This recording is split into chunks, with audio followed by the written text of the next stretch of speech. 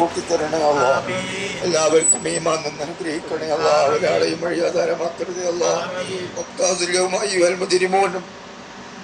കുറ്റവാളികളെ ഒഴിഞ്ഞു നിൽക്കടാ എന്ന് പ്രഖ്യാപനം വരുമ്പോൾ ഞങ്ങളിലോ ഞങ്ങൾക്കുള്ളവരിലോ ഒരാളെയും മുസ്ലിം പക്ഷത്ത് നിന്ന് മാറ്റരുതേ അല്ലാ.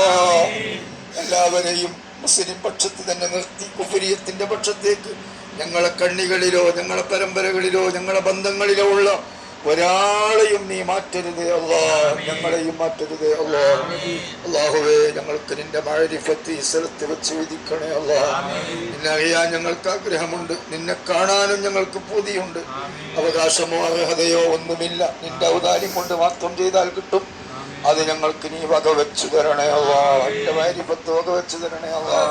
ഞങ്ങളെ മക്കളെ നീ ആലിമീങ്ങളും ആരിഫീങ്ങളും ആക്കണേ അല്ലാ. നമ്മുടെ മക്കൾ പരമ്പര, ശിഷ്യ പരമ്പര, കുടുംബ പരമ്പര മുഴുവനും നീ ആരിഫീങ്ങളാക്കി തരണേ അല്ലാ. നിന്റെ ഔലിയാക്കളാക്കി തരണേ അല്ലാ. നിന്റെ ഇഷ്ടപ്പെട്ട ജനങ്ങളാക്കി തരണേ അല്ലാ. ഞങ്ങളെ മക്കൾ പരമ്പരയിലോ ശിഷ്യ പരമ്പരയിലോ കുടുംബ പരമ്പരയിലോ ഒരാളെയും നീ മുബത്തദിയാക്കി കളയരുതേ അല്ലാ. ഒരാളെയും ഫാസിഖാക്കി കളയരുതേ അല്ലാ. ഒരാളെയും മുനാഫിഖാക്കി കളയരുതേ അല്ലാ. സാധുക്കളായ ഞങ്ങളെയും അവരെയും നിന്റെ മുത്തഖീങ്ങളിലേക്ക് സാലിഹീങ്ങളിലേക്ക് ചേർത്തി തരണേ അല്ലാ. അവസാനം നിന്നിലേക്ക് പിരിയുന്ന സമയം പുഞ്ചിരിച്ചു മുത്തുനബിനെ കണ്ട് ജിബ്രീൽ അലൈഹിസ്സലാമിന്റെ സുവിശേഷം കേട്ട് അബ്ശിർ അബ്ശിർ അബ്ശിർ എന്ന സുവിശേഷം കേട്ട് പുഞ്ചിരിച്ച് നിന്നിലേക്ക് മടങ്ങുന്ന മുത്തഖീങ്ങളിൽ ഞങ്ങളെയും അവരെയും പെടുത്തി തരണേ.